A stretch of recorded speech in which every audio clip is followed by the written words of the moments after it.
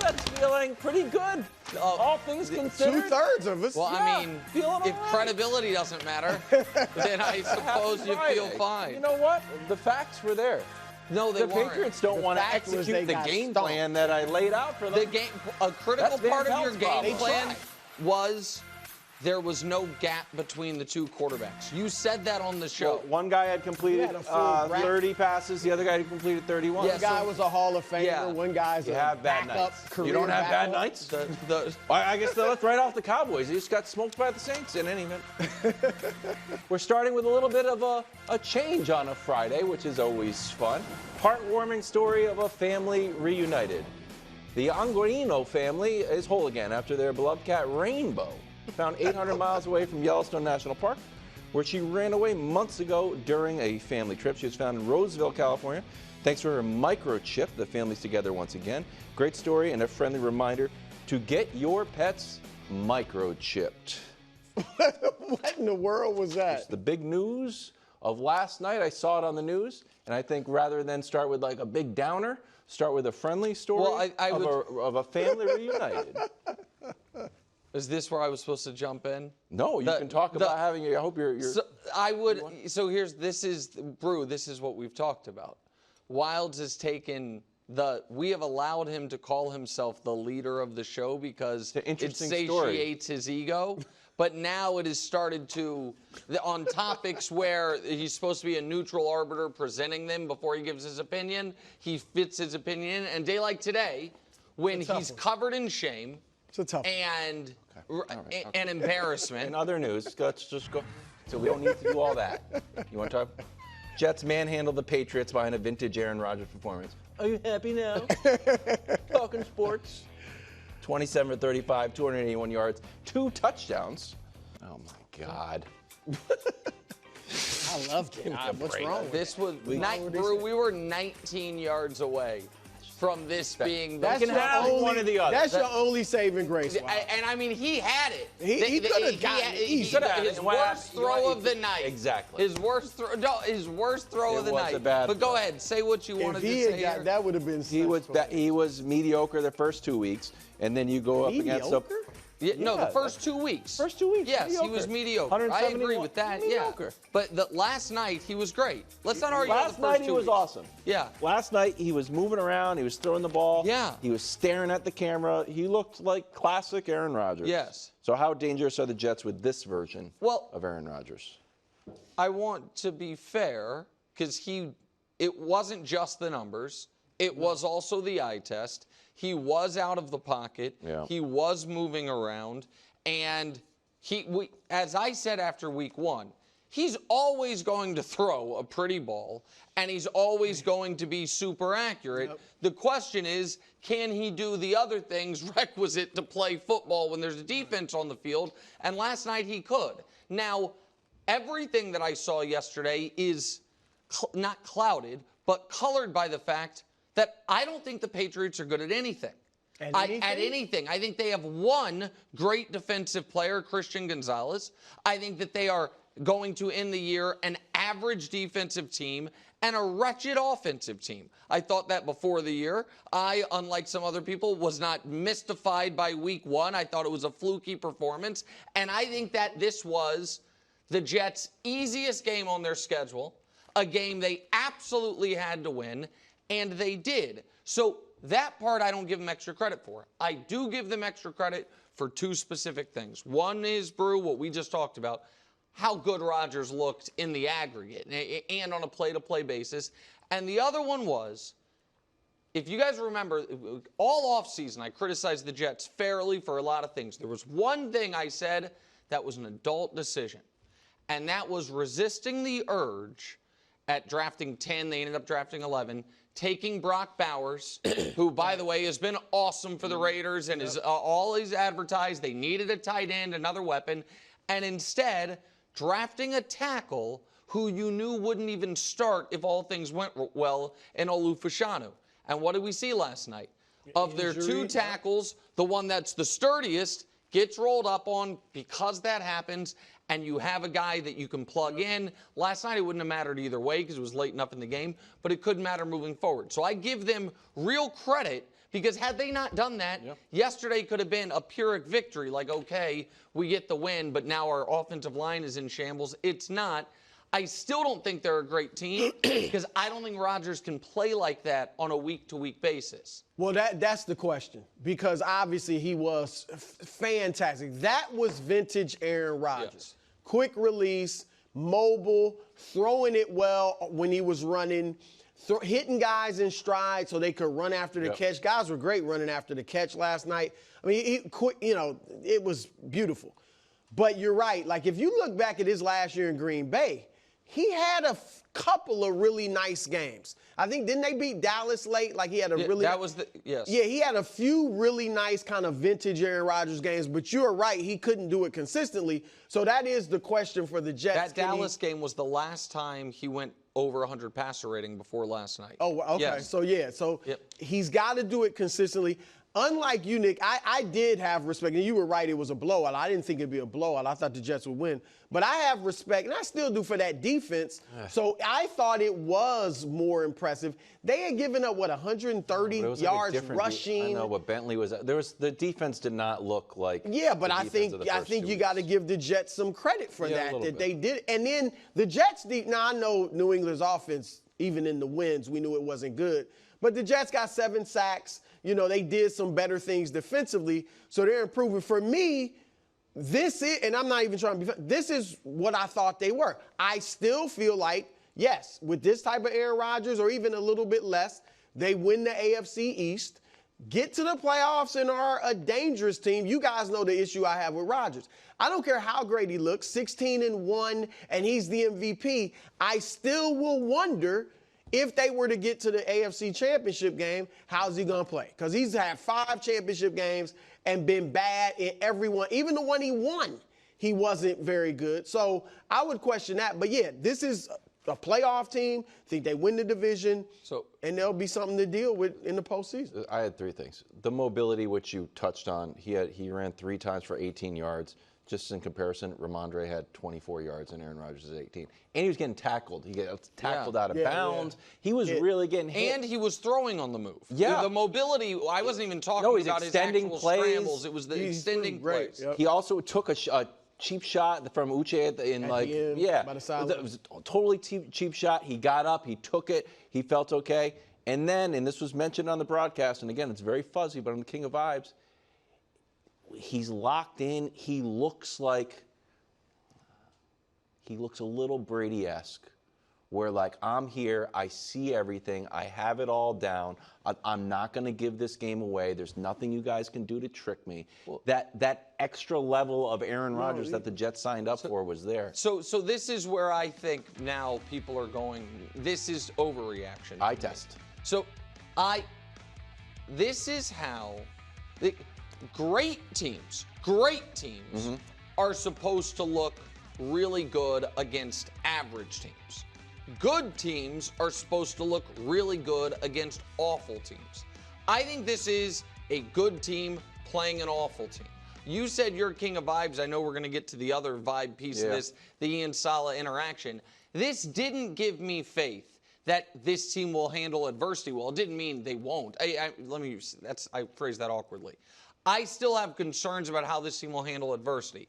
I still have real concerns about when they are playing a team in their weight class from a talent perspective, how they will match up at all, and how the coaching schematics will help or hurt their team versus others. The thing that cannot be taken away is we now know definitively, post-Achilles, this is still in him. Yes. There was we don't know how consistently he could do it, but prior to last night, no one knew he actually still could do it. Right. That this version of Aaron still could be activated at certain times, which does make them on an any given Sunday type of basis dangerous. Well, look, and they should be 4-1, or Minnesota will be, they should Minnesota's be 3-1. They should at least be 3-1, 3-2, or 4-1. Yes. When they start hitting the tougher part of the schedule. But yeah, and Rodgers has gotten better every week. So maybe I'm not saying he's going to throw for more yards necessarily, but mobility, he's probably going to get more and more comfortable over the next few weeks. And let me just say one other name. Will McDonald, they took in the first round a year ago. He did nothing all of last year. They seemed concerned about who he was going to be. One of the reasons they brought in Reddick now also because they lost Brees to the Eagles. And Jermaine Johnson went out last week with an Achilles. Reddick's not there. Will McDonald has 5.5 sacks his last 2 games after doing nothing as a rookie. So that was a top 15. It's massive, and it's a guy that I think a lot of us were like, oh, did they miss on that pick? Maybe just a quiet rookie year. If he's an impactful player, that they have to have an impactful player off the edge. If he's that also helps them a lot. Curious moment post-touchdown between Rodgers and Saleh. One part hug, one part playful push, one part friendly, one part awkward. Something or nothing? I think it's something because it's another instance where I find myself feeling badly for Robert Saleh because of something Aaron Rodgers does. Like that was the 2-score lead thing. I guess you saw he was saying you could read his lips. He was saying that. He did say 2-score lead. Like you. Okay. I felt like it was simple to read. Really? So in the moment. I thought he was saying too early. I don't know. I thought he was saying too early. And in the moment, I thought it was like, let's not sell, like, relax, buddy. It's early in the game. Whatever it is, it's odd. And I understand the team I root for, our star tight end, you know what I mean, had a much worse interaction in the Super Bowl with the head coach. But that relationship feels fused by blood. Like that to me is, it always feels a little tenuous with these guys. And so I don't think it's everything, but I think nothing would be silly because this is another thing that goes, and I'm not trying to make too much of it, in the box of, well, that's a thing unique to Aaron and the Jets. Like that, I don't think we'll see anything similar to that in a celebratory moment from a quarterback and a coach this weekend. I think it'll be, and so it's a little something. Look, and probably like most people, when it happened and then you saw replays before the game was over, it seemed like something huge. Like I was like that would have, I was like, this is going to be the only negative for the Jets all night. Like it really looked bad. Seeing their comments post-game, I really think it's nothing. So you just buy it 100%? Yeah, I thought Rodgers' words make sense. Like I said, I thought I could read his lips saying two touchdown lead, 2-score lead. And then his body language, too. Like, it seemed like he just laughed it off. And Saleh, now what we couldn't see was Saleh's face when Rodgers was saying that to him. Was Saleh kind of smiling, too? Or was he looking terrified? You don't know, because I'm thinking through the game, man, like you said, poor Saleh. Right there, we don't know. Saleh might have been smiling. He didn't seem bothered by it. I actually do buy this, Nick. I really think that it was last something. look, man, is just, and again, what, Wilds? And then when he says that Saleh does that. That I buy, but push, again, I feel bad because I can't prove it. But that look at the end. 100% something. Okay, thank you. 100% something. All right, go ahead. Because there's lots of explanation. Oh, it's actually, we had a meeting about 2-score leads. We read the analytics, and the amount of time. No. First of all, you think that's BS? First of all, we couldn't score. So that's the best way. We got one field goal. You don't need 2-score lead. No, but I think they're saying in general, for their defense, they want to get them a nice 2-score lead so they can play with the lead. We weren't. Every week they probably want that. No, but they want that every week. To win the game. I'm just saying I don't buy it, and it was, wow. I trust your gut. It's like, that was something. No, but it looked, but we can't, I really think, and I'm not just saying this because I picked the Jets to win the division. I really think it's nothing. Because players and coaches have interactions all the not just Reed and Kelsey, in general. No, I agree with you on that. That look bad. You know what I mean? That to us look, oh my I'm saying it was bad. What is I'm not saying on? it's bad. It's not bad. But it's not nothing. Okay. Well, is it good? It's just something. That's why it's something or nothing. It just has to rise above nothing. That just look at the end is what made me feel like there was something more to it. That like almost look of dismissal. And again, I can't prove it, and Brew makes a fair point, but it's not a trial. You don't need. It's not. It's just something. It's just 2%. Like that's something. That's it. Finally. Chiefs 3-point favorites against the Falcons on Sunday night, waiting for this offense to get back to vintage Mahomes. It's good Mahomes, not necessarily MVP Mahomes. Chiefs in the regular season since Mahomes was a starter. Recently, a little downward trend.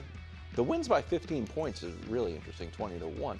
So are you willing to guarantee a victory on Sunday night? That's guaranteeing No, just blowout. a victory? Oh, I'm sorry, a blowout. I had victory. Yeah, Changed it on me. this is important for to me in the NFL. A double-digit win is a blowout.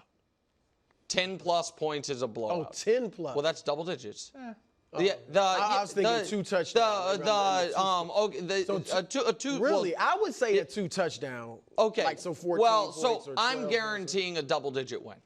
This is I'm so excited for this game because I know everyone right now. If I'm like, think of the song that was on the radio the first time you drove a car. It takes you back to a memory, even if you can't. You know what I mean? Oh, yeah. Think of we are going back for the first time to the scene of the first moment in my life I knew, oh my God, my team not only has a quarterback, might have the quarterback. Okay. And it was this play, which is to this day the furthest a ball has ever traveled in the air in an NFL stadium by an NFL quarterback, according to Next Gen. It was the preseason of the 2018 year. And this was, Brew and I knew each other, but barely. You and I didn't know each other except for that time you kicked me out of your office years ago. And I remember doing first things first at 6:30 in the morning and demanding we put this in the show because I had dealt with a lifetime of dinking and dunking and non-excitement at the position. I was like, this kid might be special. And a few weeks later, he was on his way to winning league MVP. He has never played in this stadium again since then. That might have been the last throw he ever had there because it was the preseason. I'm not sure about that. And then there's also this piece of it, Brew. Mahomes in his career, after bad games, lights the other team on fire statistically. Yeah. After multi-interception games, the team's 12-3, but he averages 3 touchdowns, 300 yards, and a 111 rating. And here's the other reason I'm so confident about this game. The Chiefs have played 6 consecutive opponents whose season was either literally or figuratively on the line. 4 playoff games, peak motivation for their opponents. The Ravens in the revenge spot, the Bengals at 0-2. Now they get an opponent, it's the opposite. They feel like they just saved their season. They feel like, this was a game we were supposed to lose anyway. So for all those reasons, this is 31-20 Chiefs. Wow. And so, 30 points and a double-digit victory. See, I see a blowout as 2 touchdowns. Okay. And I don't think you showed the graphic, Wilds. This is nothing against the Chiefs' greatness. They don't really blow teams out anymore. I mean, like they blew out Chicago early last year. That's it. Had 2 touchdown wins. Yeah. 2 more. And so I think they definitely win the game. I would bet not a blow. Like, they'll win anywhere from 3 to 10 points. So that's what I think they'll do. I just don't think they, Pacheco, I think that's a big loss. I think that's a big loss in general. I think it actually makes it more likely they blow a team out. Well, because they're going to throw more. Right, because they're going to have to lean into the throw. I was loving Xavier Worthy after week 1. Didn't do much last week. Let's see what he does. Obviously, Kelsey hasn't gotten going. So I think the only one I really fully believe will definitely have a great game of the Rasheed. Rasheed is great after the catch. He's like the leading receiver. And just caught his first bomb of his career, really. It had all been yards after catch stuff. Long stuff, short stuff. Yeah. Thanks for watching. Subscribe here to get more from the show and to check out clips from other shows on FS1.